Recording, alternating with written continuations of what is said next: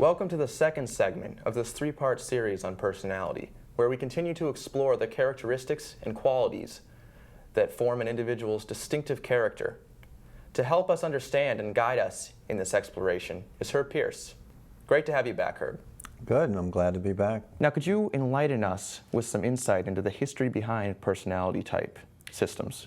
Well, a system is a comprehensive system of knowledge. There are many ancient systems and also religions that have something similar. For instance, the Enneagram symbol, Pythagoras had a symbol very similar to that. Where he got it, we don't know, but that's like, I think, the 5th century BC in Greece. There was someone who wrote a book in the 3rd century called the Enneads, Plotinus, and he had 9 types. Most major religions, for instance, Kabbalah and Jewish mysticism has 10 types, and 9 of them are actually somewhat similar to the Enneagram. The Sufis have had systems, and most Christian mystical systems have had systems that were really more about soul qualities that eventually came to be the Enneagram personality types, which is more about the ego.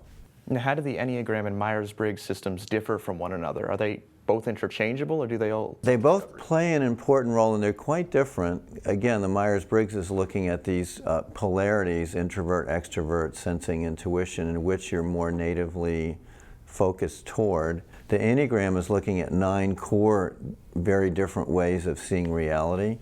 They both provide a tremendous amount of knowledge about things that the other one doesn't fully provide. So I use both together a lot. I have a book called 101 Personality Systems, so there's a lot out there. The Myers-Briggs is probably the most well-known. It was developed in the 1940s by a mother and daughter team that really spent decades searching this out, based a lot on also Carl Jung's research about personality differences. But that's been recognized, particularly as a testing system, since the 1940s. The Enneagram is more since the 1970s that it's been used. What kind of impact do you think would be felt in our current society if the promotion of cerebral indulgence was more widely spread? We'd be much better off. We would certainly have a lot more peace. We would certainly have a lot more understanding of difference. And by understanding difference, I think we'd have many more practical ways in order to communicate and have much better relationships. There's no question about it. Is there anything else you'd like to add before we close? Well,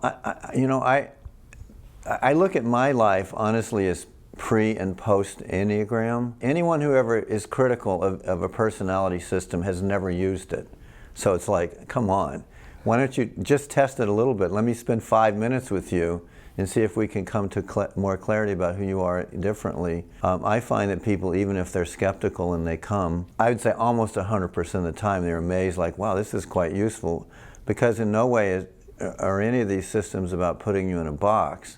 They're to help you get out of a box by understanding how you see the world differently than other people. Thanks again for bringing that extra dimension to the conversation today. You're welcome.